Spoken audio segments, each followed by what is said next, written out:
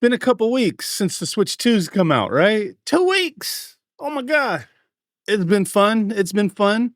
Now, there's some things going on out there. Was the Switch 2 a success for third-party publishers? This is an article from thegamebusiness.com.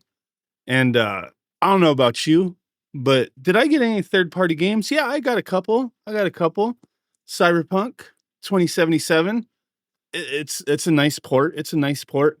And then one that I really should have talked about in its own video is Street Fighter 6.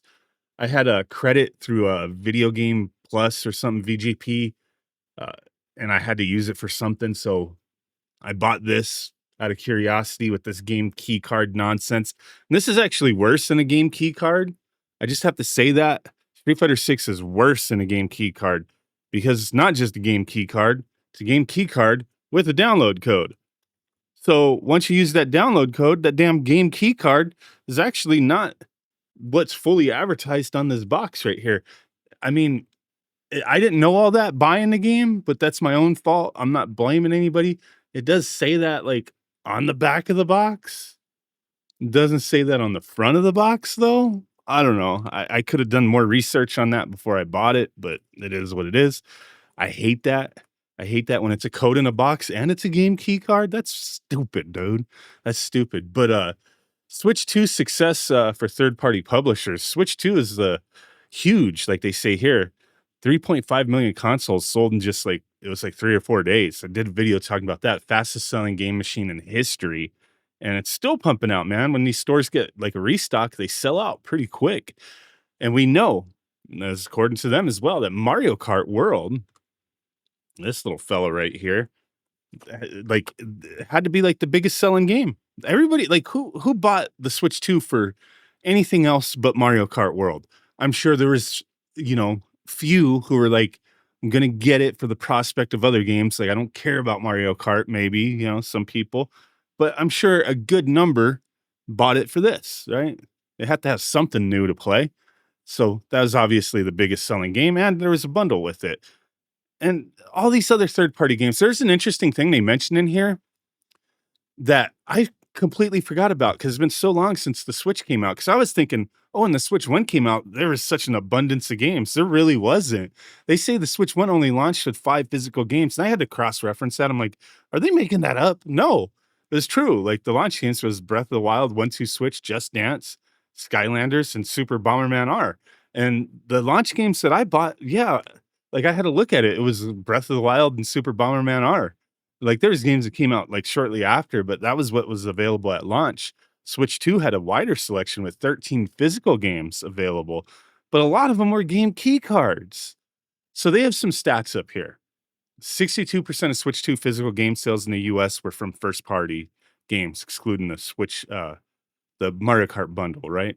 They list a bunch of this stuff. Cyberpunk was the best selling third party game during this launch of the Switch 2, beating launch sales of CD Projekt's Witcher 3 on the Switch 1. Sega was the number 3 biggest publisher in the Switch 2 at launch. They had several games, all like not new games. To be honest, none of these third parties really publish new games. So this is part of the problem, I think. Now, it says when it comes to games released both physically and digitally, over 80% of the Switch 2 game sales came from physical retailers. Okay. They say one third party publisher characterized the numbers as below our lowest estimates. So that's like one of the biggest issues here with the sales is like the system's only been out for a couple weeks. A lot of people buy Nintendo consoles, and I've said this numerous times, they buy Nintendo consoles for Nintendo properties. This third party, games, the sales aren't going to be strong right off of the bat, especially when all the games that were released at launch were not new games. Like they're just re-releases, right? They touch on a few other things too that I think makes sense as far as like why the sales of third-party games in the Switch 2 are not that amazing and maybe below our lowest estimates, despite these crazy sales of the console, right? One, I do think it may not be the biggest thing, but the game key card nonsense has rubbed people the wrong way, but we have no other option right now.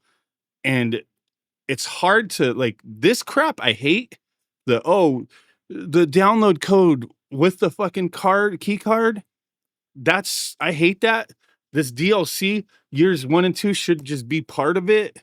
It's already like the damn cartridge is already not a real cartridge. It should just download everything. So if I give this to somebody else, it downloads the year 1 and 2 stuff, right? Uh, Otherwise, this is because you know what? Here's the thing. Street Fighter 6, I'm harping on this, dude, because this pisses me off. This is a $60 game. Okay. Comes with the years 1 and 2 DLC, but it's not a part of it. It's this. Now, this is gone. I used it. Now, say I give you this cartridge, right? This is the most pointless shit because I give you this game key card. Say I sell this to you for 20 bucks. Like you're like, that's a freaking deal, dude. That's a deal. It's not a deal because to get that DLC is like 60 bucks now. They priced it to where it doesn't make any sense. Like you either just buy the full game, the bundle, or you like are stupid and you buy everything separate. So if you get this game key card after the DLC's used, this is worthless. This is pointless now because if you want the DLC, it costs more than this. It doesn't make sense. It's like 60 bucks. I'll have to double check, but it's like $30 for each DLC. Makes no sense. It's all on the Switch 2 eShop. I looked at it. I was like, that game key card is worthless now. But Nintendo, they caused that with the 64 gigabyte cards and then nothing else. So these developers, when they make a game, like Street Fighter 6 could have been on 64 gigabyte card, but Capcom didn't want to pay for it. But like a game that's on a 8 gig, 8 gigs, 12 gigs, whatever, they don't have an option. They have to pay full freaking price for a 64 gig card that they're not going to use. I kind of get it. So there's no other option. It's Nintendo's fault for not like making available these other options and just putting this option available from the get-go. Um, Even if there were the other options, I think a lot of these companies would just jump to this game key card, even if the other options were available. Like, what's the incentive? Unless like people just don't buy them. And I don't think that that's going to be the case because you're going to have no other option. People are going to buy them. There's some value in it other than Street Fighter 6. There's some value in a lot of the game key cards over digital for people who want to trade or sell whatever for the short term. Who knows with long term, 15 years in the future, if these game key cards will still work. Sure, it's in the terms of service somewhere that, hey, there's no guarantee. So, I mean, the game key card thing may be a small percentage of it. I don't think it's the full thing. I did say when I went to like Walmart and like Target, all those game key cards were selling, dude. People are buying them. But like it is what it is, right? So they say one of the drawbacks for third party to get back on track here, one of the drawbacks for third party publishers is the fact that Switch 2 is backwards compatible with having like these older games that were popular, like Pokemon Scarlet and Violet, having those updates that improve the performance, the frame rates, and whatnot, which actually got rid of some of the glitches in the game. Didn't just improve performance, but fix some of the glitches. That's another thing. It fixed some of the glitches in that game. So it makes it more playable, right? So people are revisiting Switch 1 games. I highlighted like Hyrule Warriors Age of Calamities, not on any list of like, hey, it's gotten improvements, but it is improved. There's a lot of Switch 1 games that are improved just by popping it into the Switch 2, making them more playable. So that's another reason people may be buying the Switch 2 is to just get improvements on their Switch 1 games, right?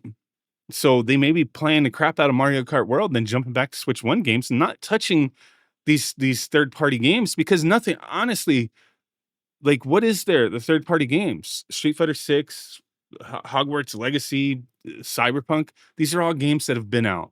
All the stuff from Sega's been out. Nothing's new. So nobody should be scratching their head right now wondering why these games are not like popping off like Mario Kart World. One, we buy Nintendo for Nintendo games mostly, right? All this other stuff is kind of like, and to me, it's like an in between. You get your fix on Mario, Zelda, Metroid, and then on those in betweens, and you're playing all this other stuff, right? So you'll grab something here and there, unless there's exclusives that come out, which is few and far between from third parties, right? So that's just kind of the way it is. They say, what's more, many of the titles are using game key cards, which we already know. It's not an actual game, it downloads game. These are unpopular among core audience who appreciate the plug and play nature of the Switch. Noteworthy that Cyberpunk 2077, who has done reasonable numbers, runs off a cartridge, doesn't require download. Does have an update though. Did have an update. Don't have to download the update. You can just play it off cart. CD Projekt Red's Jan Rosner plug and play experience is a really cool thing. We've already seen from the original Switch that players are quite receptive to that. Yeah.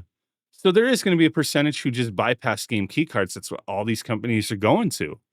So let me know what you guys think. I don't buy the Switch 2 for third-party games, even though I did buy a couple. It was more out of curiosity. Cyberpunk, I have been playing. Like, I actually really like that game, and I've been really enjoying it on the Switch 2. So I've been playing it. If you're on my friends list, you probably see me on Cyberpunk 2077 quite often, even though I said I want to be playing Mario Kart World with you guys, which we're going to be doing.